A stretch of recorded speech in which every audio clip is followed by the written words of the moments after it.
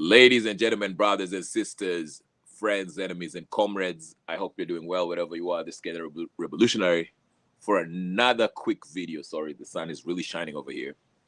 Um. Anyway, I'm here to make a really very brief video about this.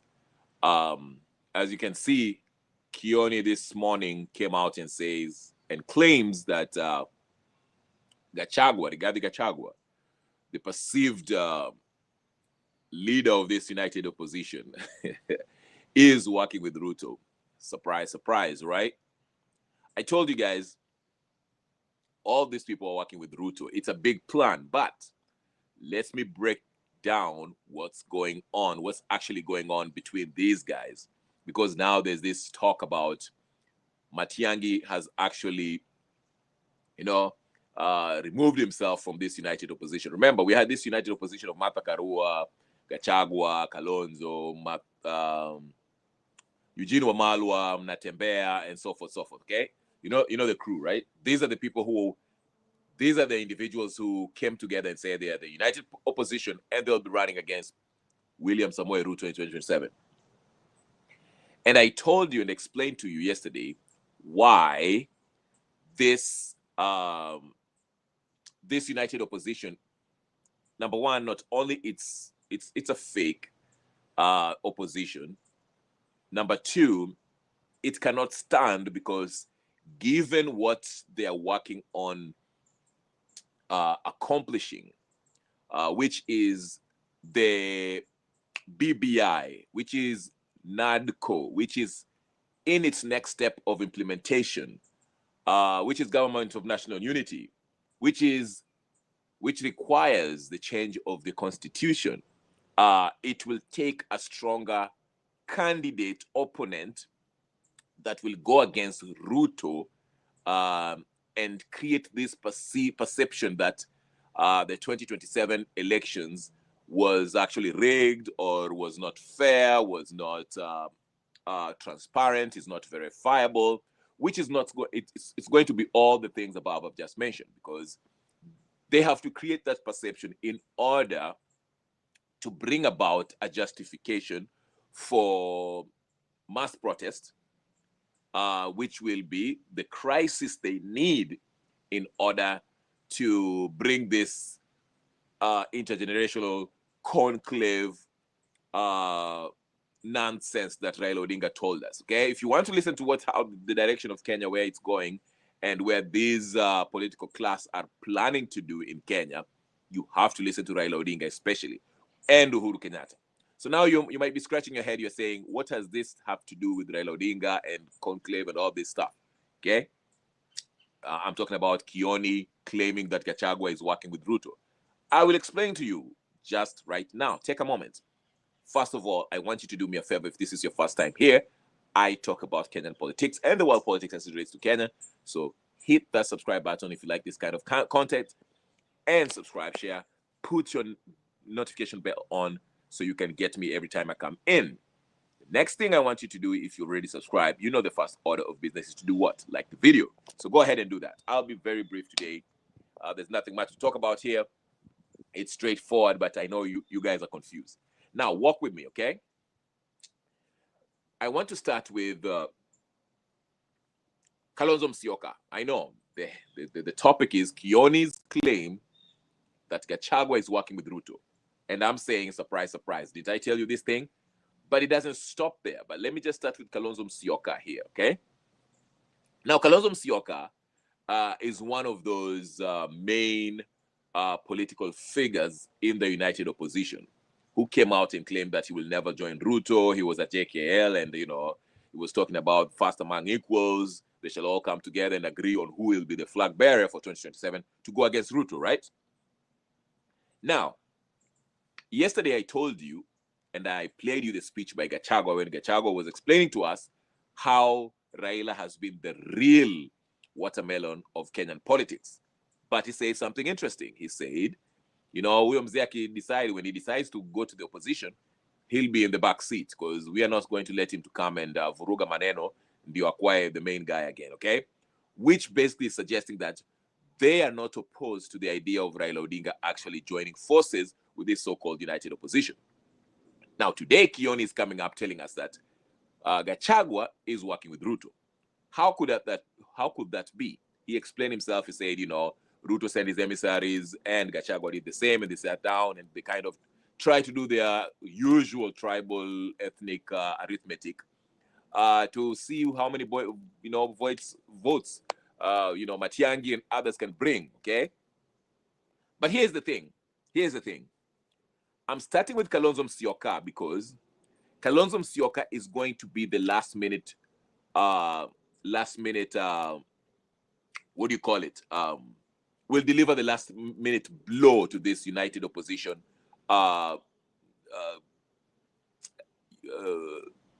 formation, so to speak. Okay. Kalonzo Musyoka, there's a lot of rumors. We've had this. Kalonzo Musyoka, you've seen him with Sifuna. You've seen him, just rubbing shoulders with always says good things about Raila Odinga. Oh, he's my bigger brother, politically speaking, blah, blah, blah, blah, blah, blah. So Kalonzo, just to tell you something, Kalonzo is always, one phone call away from joining Raila Odinga and Uhuru Kenyatta. I told you, Uhuru Kenyatta and Raila Odinga are in one page. Okay? This is a grand plan. And they are working with Ruto. So let me explain to you. If you want to know that Kalonzo Musyoka is just playing Gachagua, is playing Gachagua in this united opposition formation, okay? You have to remember NADCO reports. You have to remember what? NADCO report. Who are the principals that were actually directing the whole discussions, negotiations, and the people who put sign into paper when this NADCO thing was being draft was being formed, was being put to paper? Do you remember? It was Ichungwa, Aaron Cheriot, Kalonzo Musyoka, that's Hussein something, I forgot his name, and many others. Elachi, I think, was part of the group. But Kalonzo, okay, Musyoka, was handpicked by Raila Odinga to be the guy negotiating for the Azimio side. Remember, Kalonzo was for Azimio in 2022, facing Ruto, okay? And he was the one who actually put his sign to paper and took that NADCO report to William Samoei Ruto to sign it. And remember, when Martha Karua came out, and because Martha Karua was the first one to speak against the NADCO discussions, she was the first one who said, I'm not signing into this. I'm not agreeing into this. Then she was followed by Eugene Wamalwa, who said, we are not buying into this. This is just a ploy to give seats or provide seats or create seats for the bigwigs, political bigwigs. But Kalonzo Musyoka, who was the main head honcho during the negotiations of NADCO report, or when they were making this NADCO report. In fact, he was the one who was making sure that the deadline of this NADCO thing is met, because they gave themselves 3 months or something like that. Kalonzo Musyoka, never did he come out in public and say, hey, listen, I do not agree with this NADCO report. Obviously, because he was one of the main negotiating personalities in these negotiations. Okay?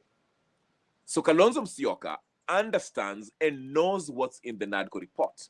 And I've always never failed to remind you guys that NADCO report is actually being implemented, even as we speak today. Okay? As we speak right now, NADCO is still being implemented.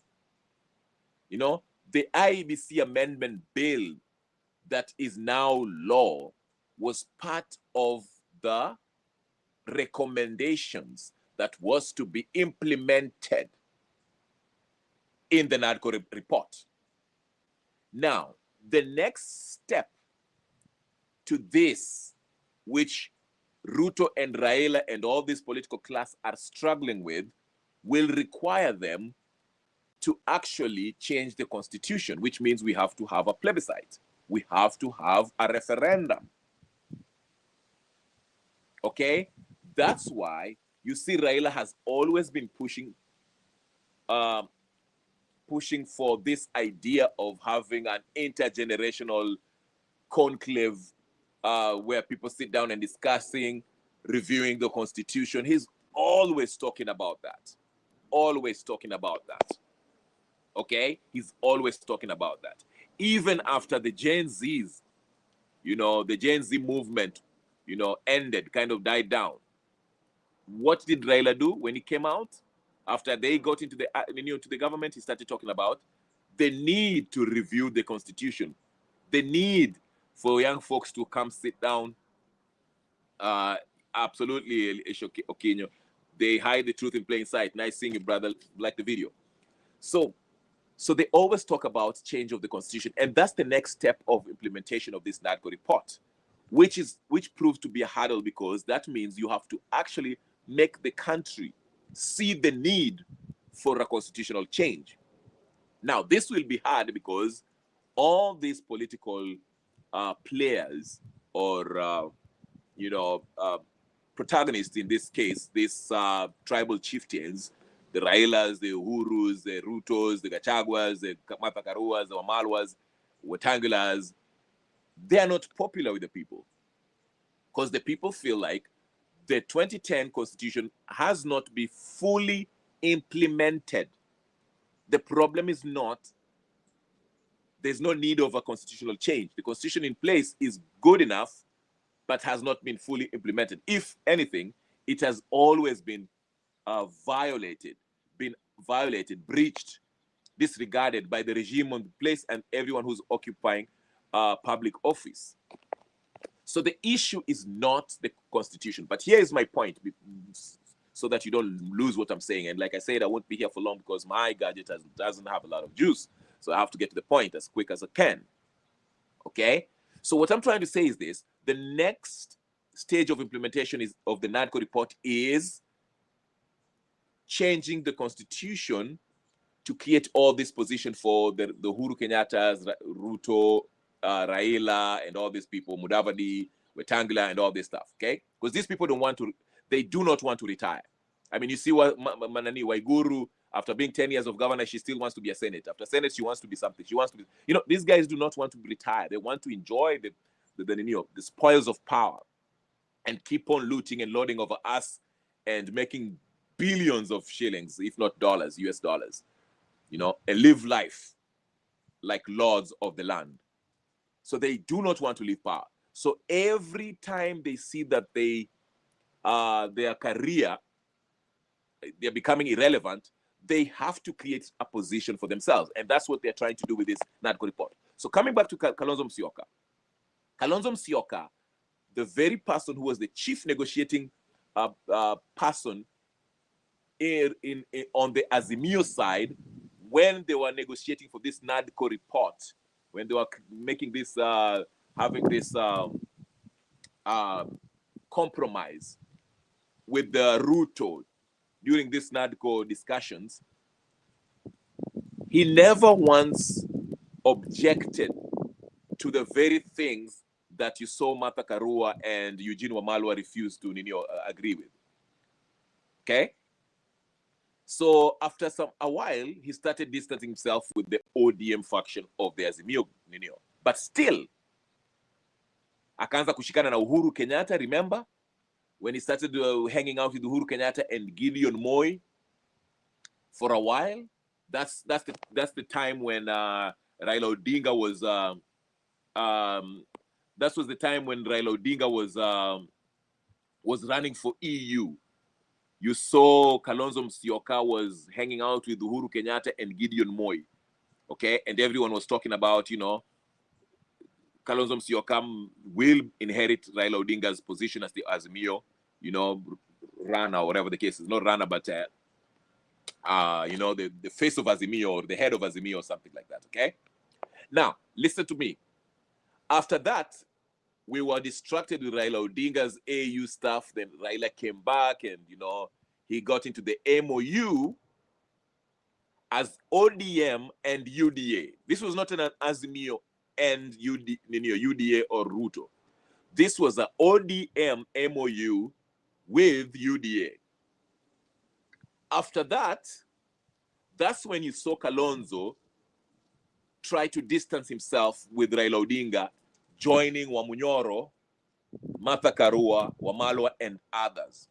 But remember, never once or twice or at any time did Kalonzo Musyoka oppose the NADCO report that he was one of the chief negotiator in that process. In fact, I would say he played a large part, a huge part in writing down those recommendations that they compromised with Ruto. So you have to follow, you have to know where this man actually is as far as what he wants to be part of. But here he is, once Raila Odinga comes down, fills the AU seat. I already explained why Raila was running for AU. That was a payment scheme. It wasn't Raila wanting to be the AU president. He knew he was not going to win. Okay? But anyway, I'm not going to take you down that tangent. Okay? Down that road. Raila comes back. He has ODM and UDA have this MOU where they're working together. And once they come together, you saw them in Bomas when they were signing, was it Bomas or KICC, whatever the case is, where Sifuna was actually holding the book that was the documents that Raila and Ruto signed. Okay? After that,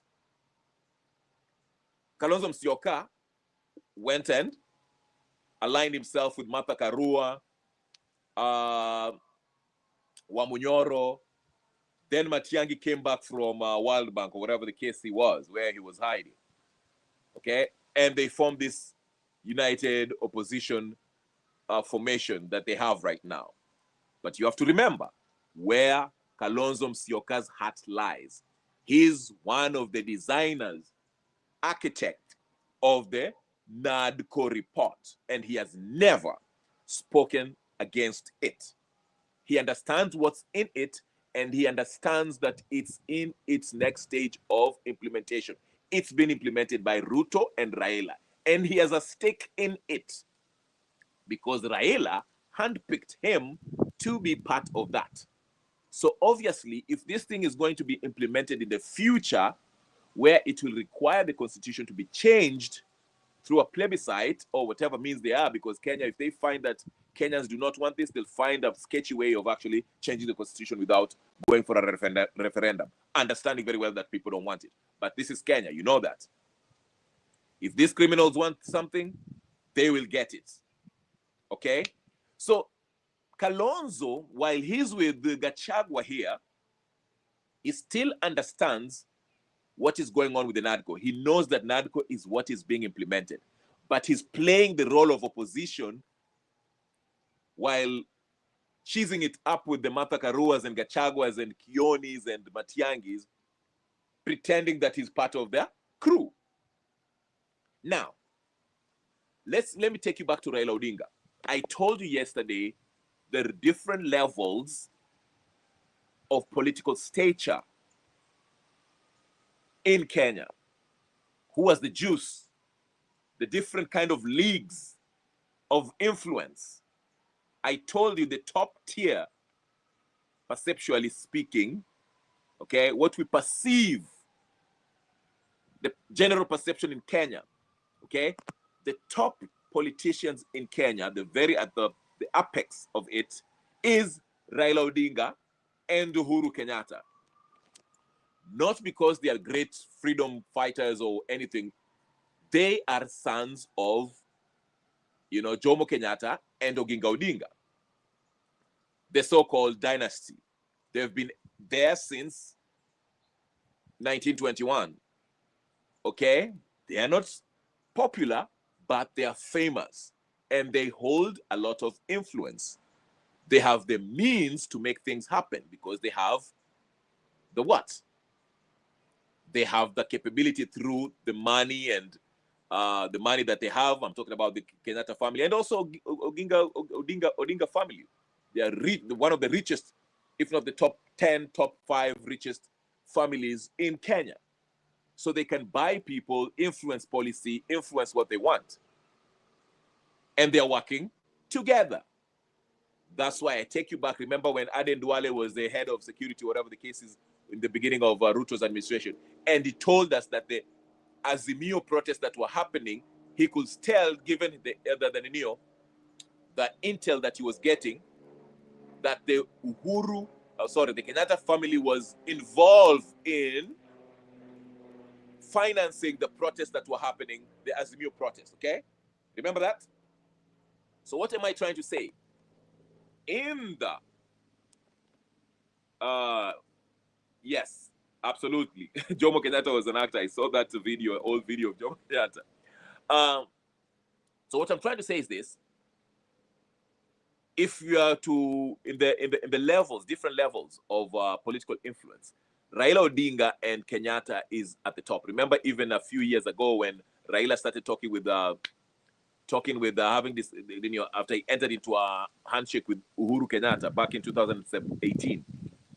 Okay, the Tanga team was saying, "Oh, Raila's do this, and Raila came out and say, sisi tuko ile ligi ya juu, okay? I won't listen to this takataka down here." He understood that there's levels. The powerful, he's part of up there. I'm not talking about just because he's popular or people agree with him or like him. I'm just talking about he understands where power lies. They do have influence and they do have power. Okay? Now, yes, some of you can argue that the people have the power. Yes, the people have the power, but the people are deceived, manipulated, so that they don't realize the power that they actually have. So these oligarchs on the top is Raila and Uhuru Kenyatta. So what am I saying? To go back to my point yesterday that I was making, okay? The point I was making yesterday, I told you, when Raila was talking to that inter-party something in Machakos with the ODM that was holding, where he said, who told you that ODM will not have a candidate in 2027?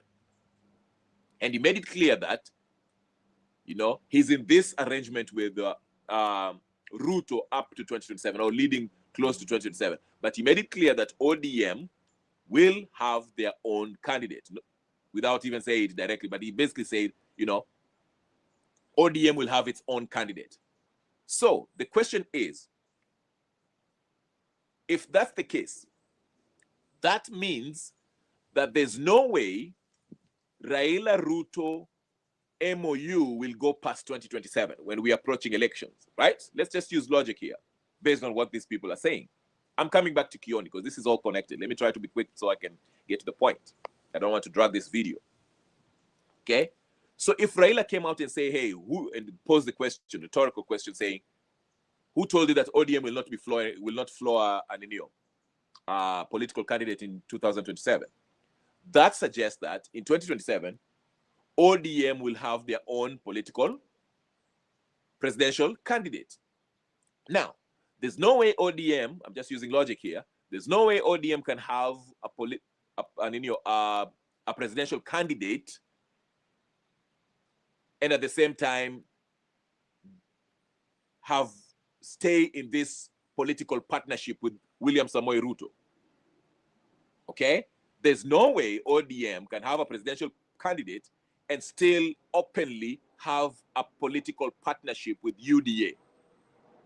That means a divorce is imminent. Raila will have to divorce politically from Ruto's UDA. Okay?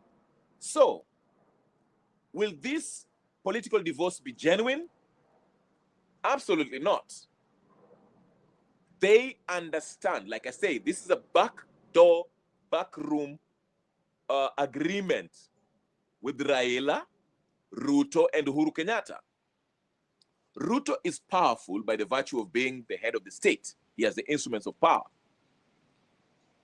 Okay?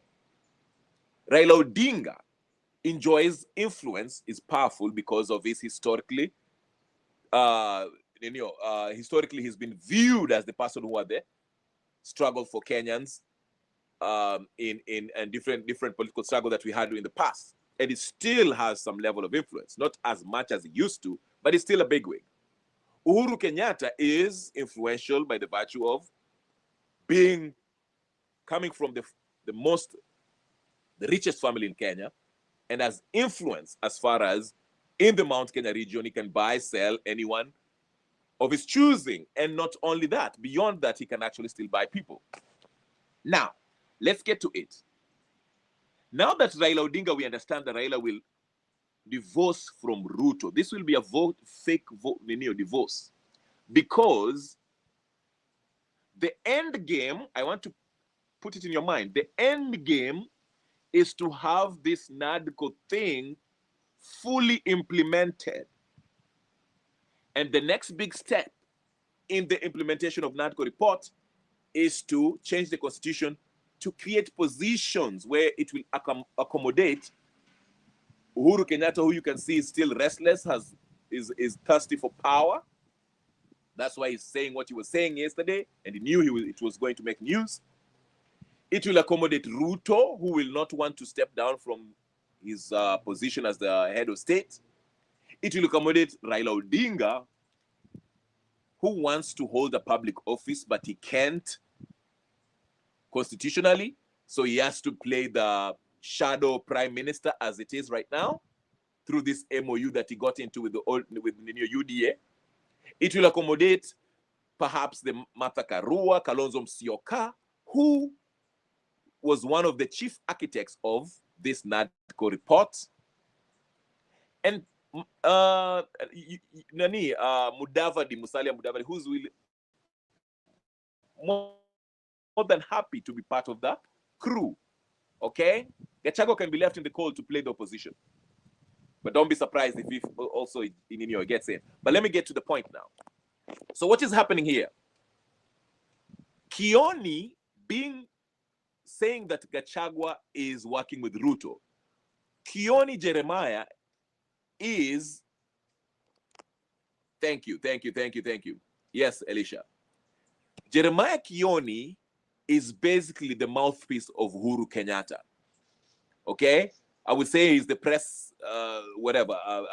press secretary of Uhuru Kenyatta. Let me just say that. Okay? So what Kioni is doing under the instruction of Uhuru Kenyatta, Kioni, being the spokesperson for Uhuru Kenyatta, they are working to create space, you understand? Space for the return of Raila Odinga to take his position as the head of the opposition in Kenya, political opposition opponent for Ruto. Let me re-say that again, because maybe you didn't get it well. As it is right now, the general perception is this: Gachagua is the top opposition leader in Kenya. That's what the perception is. Gachagua, along with his little crew there, which is Matiang'i,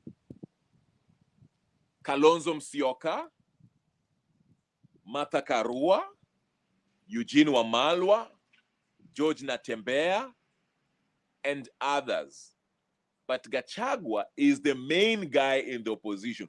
Basically, what I'm trying to say is this: Gachagua, not to the same degree, but to some degree, has taken what Raila's position was.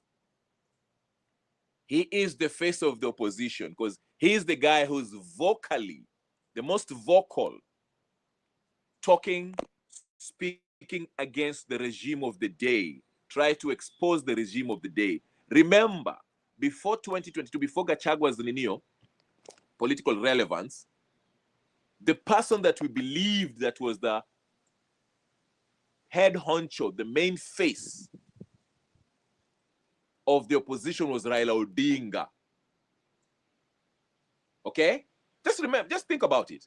Since 2007, once akakosana na Kibaki, I mean, when kicked out, Kibaki lost his marbles, Raila Odinga has always been the face of the opposition. In 2007, 2013, 2017, 2022. Okay? Now, 2022, majority of Kenyans have figured out the pattern that this guy actually is not fighting for us. All he does is pretend to be fighting for our struggle, then he negotiates with the ruling party that is unpopular, then he anaingia kwa mlango wa nyuma and is part of the administration. Okay? So this time what happened is this. The game that is played is this. After getting into this handshake, okay, Gachagua positions himself as the opposition, because now he's the backing dog, is backing at Ruto. Now he's the head of the opposition. He's taking Raila's opposition. Absolutely. Elisha is saying, isn't coincidence that Gachagua blew up? It is designed by the CIA's the mass without control opposition was dangerous. That's why they was designed Gachagua to be impeached. It's just games. Absolutely. Okay? So, but here's the thing. In 2027, while we are heading to 2027, it is well understood that 2027, leading up to 2027, Ruto is very unpopular. In fact, he's lucky to still be the head of state in Kenya. The Gen Z rose against him and almost removed him. Guess who came to save the day? Raila came and saved the day. He's always been the savior. Anajifanya, majeshi ilikuwa inaenda kuchukua, army was there to take out the Neo. I came and saved the day. So we have peace. It's better to have a country which is peaceful than have chaos under these Gen Zs. Nasikia. So, leading up to 2027, Oscar Sudi and many others, they have been telling us that kura kama ijatosha, tutajaza. Raila Odinga, along with ODM, managed with the help of Kalonzo Musyoka in drafting this NADCO report. Okay, they helped to change the law, the IEBC amendment bill, so that Raila Odinga and his ODM folks and the Azimio folks, even Kalonzo, because remember, unakumbuka Kalonzo also was Wiper's party was making a lot of noise when they were changing when they were picking the commissioners. Okay, vile Kalonzo alikuwa anataka mtu wake pia kwa hapo. So Kalonzo, Raila were making a lot of noise to be part of the process of choosing the commissioners, the individuals who are going to be part of the IBC commissioners, who are going to preside over the next general election. Okay? So ndio nakwambia, Kalonzo knows what's going on. He's just playing the opposition right now. Now, stick with me. So here we go. Raila Odinga understands that the election in 2027 is going to be rigged. He understands that. But guess what? Raila has no problem with the rigged elections because he knows it will provide a template for him to step in again to play the hero that saves the day from chaos. How is this going to happen? Number one, he cannot keep supporting Ruto, who he understands the majority of Kenyans want out. Majority of Kenyans want Kasongo out. So Raila Odinga cannot go to the elections supporting Ruto. Because if they win through a rigged process, because everyone knows it's going to be rigged, or if Kasongo Ninio, because the general understanding is Kasongo anaenda kushindwa. So if the election is wamesema ati Ruto ameshinda, is declared the winner, and Raila Odinga is supporting Ruto, the protest that is going to happen, the will of the people, when people rise and take matters into their own hand in the streets and in whichever form, Raila does not want to be found on the wrong side of what? Of things. Wrong side of the equation here, the political equation. He doesn't want to be found on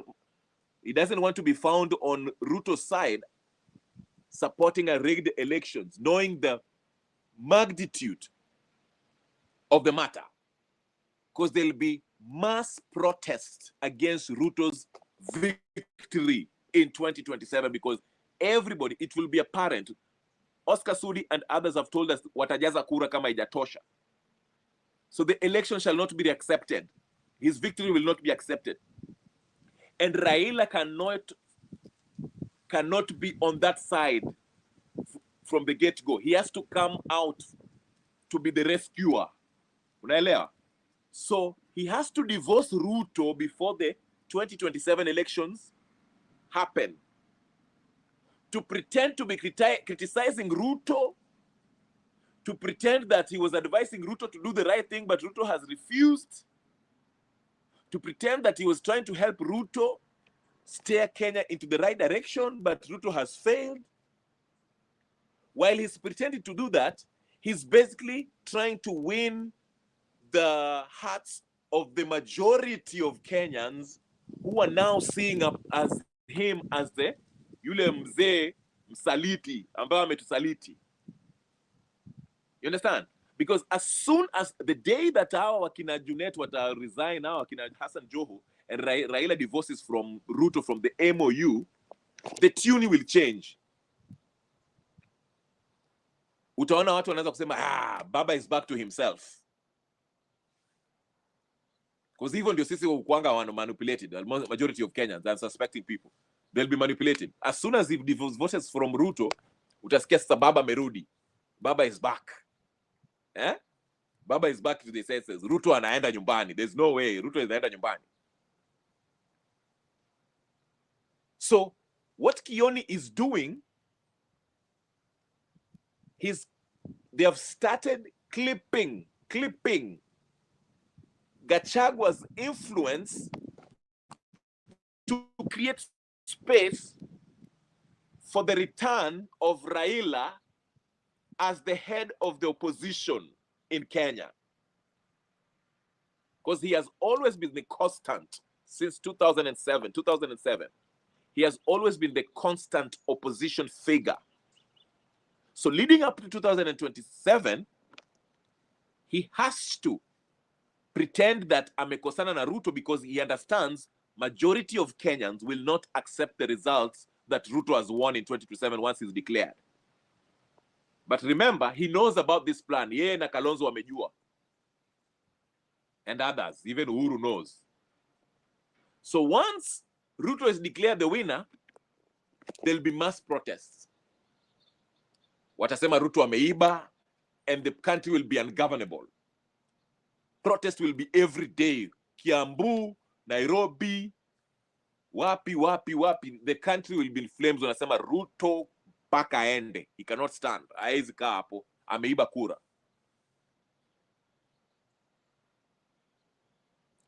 So, if Raila is in the opposition, is the head of the opposition, he will play that script like he always played.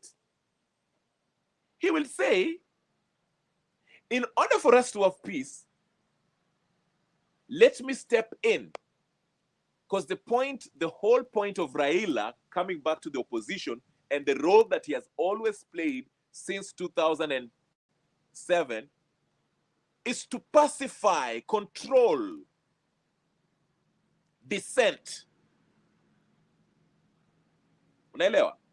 That is his main role, is to control dissent by pretending to be fighting for their struggle. Controlled opposition. When Kenyans try to rise up against the regime of the day, because they understand if the regime of the day is removed through a popular revolution, guess who they'll come for next? Him and the rest of the criminal political Kenyan oligarchy. So Raila has always played as the control opposition to pacify and control dissent. Ndio maana unaona vile Gen Z walianza vita, Gen Z walikuwa wanamwambia wewe baba kaa nyumbani tu, don't get involved in this, but he still came and akakuja involved. And after being involved, Ruto, using the police force, deadly murderous police force, plus Raila's goons, were used to intimidate and commit violence against the Gen Zs that were protesting. And that's how they thwarted and controlled the protest that was happening in Kenya. They bought off the influential protesters that were online. They bought off the ones that were visible, wakina Kasmuel, wakina Siju Hanifa and all that, compromised all of them. Na wale ambao walikuwa ski walijipata huko Kware. That was to send a clear message to the Gen Zs who were up there trying to go on protest kwa Ninio, to remove the Nio. Walikuwa na uwa wakina Ninio, wakina Rex, to send a message to these Gen Zs, ukienda hapo tutakuua. That's basically intimidation tactics that they were using. And Raila offered his goons to intimidate people who are going for protest. That's why ulikuwa unaona wanasema kutakuwa hakuna maandamano. Those Sakaja goons that you unasikia, Sakaja has no goons. Hizo ni goons wa Raila. Sakaja analipanga Raila extortion fee. So Raila gave him the goons. Hey, use my goons, wakina Gaucho. Go use them to simamisha hizi ma protest, to beat up these Gen Zs. And they were working together with the criminal police force, wa Ruto. Unaelewa? So basically, what Kioni is doing here, Kioni is clearing the way for the return of Raila Odinga as the head of the opposition. How is he doing that? He's doing that by first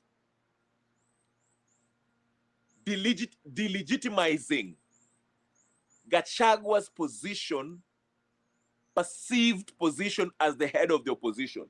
Because I've told you, the general perception right now is that Gachagua is the head of the opposition. He's the leading figure among this opposition, united opposition. Because ukianga Kalonzo, the people know is a watermelon. If you look at Martha Karua, she has 1 vote, 2 votes to be precise. Ukiangalia Eugene Wamalwa, he doesn't have real muscle in the Western Kenya. Matiangi ndio umesikia, Matiangi is Uhuru's laptop. Matiangi akiambiwa na Uhuru, hey, divorce from Gachagua. And there's reports that Matiangi amejitoa. He's no longer standing with Gachagua. Okay? Natembea. Besides Trans Nzoia na wale vijana wanapiga tawe, what really influence does he have in the Western Kenya? Mudavadi is still the guy, whether you like him or not. And the speaker, what's his name? What something? Wetangula, whatever the case is. Okay, those are the big wigs in the Western Kenya. Even though they're not right now, they're occupied. Okay, so what I'm trying to say is this. Kioni's claims that Gachagua is working with Ruto is a ploy to start delegitimizing Gachagua's perceived position as the head of the opposition, in order to create space for Raila's return as the head opposition when Raila will be announced as the candidate in 2027. And if it's not Raila's candidature that will be Raila standing in 2027, it can be Matiang'i. And Matiang'i might be endorsed by Raila and Uhuru. Either way, whether it's Raila or Matiang'i running against Ruto in 2027, Ruto is still going to win through rigging. This is expected. But what happens after rigging is what they're trying to engineer right now. Because after the rigging, that's when Raila and Uhuru shall show their claws. They shall flex their power by, they'll use, let me explain to you very shortly how this is going to play, as I have a few minutes here. Okay? After Ruto is declared the winner in 2027 through a rigged process, unverifiable, a process that's not transparent, okay? After he rigs himself, and we've been told by Oscar Sudi that kura ispotosha watajaza, there'll be so much hasira towards Ruto. But if Raila Odinga is the head of the opposition, hii hasira can be controlled the way he usually controls it. Ataenda jifanya ati twendeni maandamano, he wants to take control, because the whole point is to control dissent, control opposition. You can't let this be in the hands of Gachagua, because Gachagua does not have full control of the opposition. Gachagua ni mtu tu, he might have influence among the Mount Kenya, and even that one we don't know, because if Ruto, let me tell you something, if Ruto is declared president in 2027, I don't think Gachagua will be able to stop the Asira watu wa Mount Kenya. And it will not be limited to Mount Kenya. People from all over Kenya will be, the Gen Zs will be activated. They'll be in the streets. And I don't think Gachagua has the influence to stop that Izo protest. But if Raila is the face of the opposition, now watu wamejam, Raila can influence the anger of the people by doing what? Creating a counter revolution from that. Ile kitu walifanya na Gen Z. Number one, he will pretend that he's with the people, and he will tell the people to protest. Then they will create a lot of carnage in Nairobi, CBD, and other places in the country. And the EU and the British High Commissioner and American Ambassador will say, Kenya is in chaos. The leaders of Kenya should come and sit down. And Raila, being the face of the opposition, atambia wale wakora wake, acheni kuchoma vitu na kuiba vitu. Let us settle for a discussion in order for us to have peace. That's why you see them all the time. They always talk about, oh, we are better off being in a peaceful millennium than having chaos, protests ambayo inaleta chaos. Unasikia? So Kioni's claim that Gachagua is working with Ruto is basically the starting process of delegitimizing Gachagua as a head of the opposition, because Raila is about to divorce from Ruto. It's a fake divorce, but it's a divorce nevertheless. Then Raila atarudi kushikana na Uhuru Kenyatta. Okay? Then once Raila shikana na Uhuru Kenyatta, it's either Raila will run again under Azimio or ODM, or under a new coalition, because remember Uhuru saying that he's still the head of Azimio. So nakumbuka, remember that? He said he's still the head of Azimio. Mimi si mtu wa kupiga kona na kupiga reverse. He's still the head of the Azimio, and he's still the head of Azimio. So Raila will come back to meet up with Uhuru Kenyatta, and then they'll agree on who will be the presidential candidate, whether it's Matiang'i or Raila himself will run for the next elections. But they understand they will lose the election. But the aim is not to win the election. The aim is to manage the protest after the elections, the massive protest that is going to happen after the election, in order to facilitate some kind of peace talks or negotiations that will be basically help implement the next step of the NADCO report, which is to change the constitution in order to create constitutional offices for Raila, Uhuru, Ruto, and Kalonzo.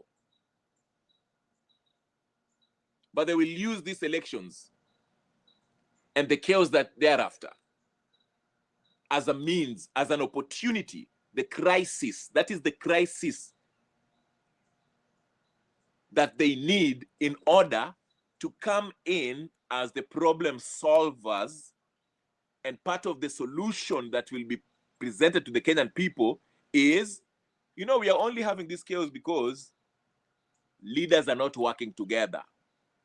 So let us sit down and have a negotiations and change this constitution and create positions where, and they'll language it to think that is for your benefit. They'll say, oh, no, Gen Z. Gen Zs need to be in the office too.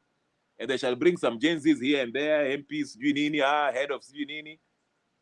But the main thing is to create position, constitutional positions, constitutionally held positions for Uhuru, Raila, Kalonzo. Kalonzo will leave atawacha nani? Gachagua. But after that happens, Gachagua shall become the biggest opposition leader after 2027 conclave, intergenerational nonsense, and the implementation of the NADCO report and the change of the constitution. So Kioni's claim that Gachagua is working for Ruto is designed to delegitimize Gachagua's credentials as someone who is opposing Ruto. This is designed to make way for a return of Raila Odinga to rekindle his friendship or his political union with Uhuru Kenyatta. And Uhuru Kenyatta, Raila, Matiang'i, and Kalonzo Musyoka shall be in one political basket, running against Ruto. Now, that will seem like a legitimate winning ticket to beat Ruto. Gachagua and Martha Karua and what's left with those folks will not be seen as a real threat. Wataonekana ni watu tu, a bunch of Mount Kenya politicians running against Ruto. Now Raila, Kenyatta, Matiang'i, Kalonzo, they'll be in one team running against Ruto. Their aim will not be to win. They know they are going to lose because they are the ones who passed this article that they want to be implemented. They are just waiting. They'll claim that they won, but they are waiting for the chaos after Ruto has been declared the winner. Then they will perform crowd control. Watambia vijana tulieni, wacha tuongee hii maneno. And they'll pull that NADCO and say, unajua, let's create this conclave so we can have peace. And there is when Gachagua shall be the opposition leader, the biggest opposition leader in 2027, leading up to 2032. So, in the next few months, you'll see Raila Odinga will divorce from Ruto. Utawasikia wakina Sifuna wakipiga makelele. Raila will start, ataanza na kuninio. He'll start with criticizing Ruto's regime, what Ruto is doing. But anyway, my thing is running out of juice. I hope you understand what I'm trying to talk about. Elisha Okinyo, thank you so much for being part of this. Let me read your comments real quick before I leave. You're saying baby killer William Ruto will vie for through ODM because UDA is dead. That's a possibility. Uhunye's speech was basically a psyops, shadowboxing to distract the masses. That's probably true. Let's see. Isn't it coincidence that Gachagua blew up? Yes. Ruto is a liability to the globalists because they need someone to push their agendas, like they did with USA making Trump president to push their agenda. Because I cult following, that's why Ruto I'm a panic. Absolutely. So we'll see what happens. But like I said, I have a few before my thing died. Like I said, watch Raila will start criticizing the government, and there'll be a divorce from Ruto, and he'll go to the opposition, not to join Gachagua, but he will join Uhuru Kenyatta, na wataanza kutembea pamoja yeye, Uhuru Kenyatta, Matiang'i, and Kalonzo will join them. Gachagua, you'll see Gachagua will be left naked. Kalonzo atamwacha, atabaki na Martha Karua probably, and a few others. Anyway, ladies and gentlemen, brothers and sisters, friends and comrades, my name is Kenya Revolutionary. Please subscribe, share, comment, do all the good stuff. I'll talk to you guys later. Man, I'm again. Peace and blessings. I'm out.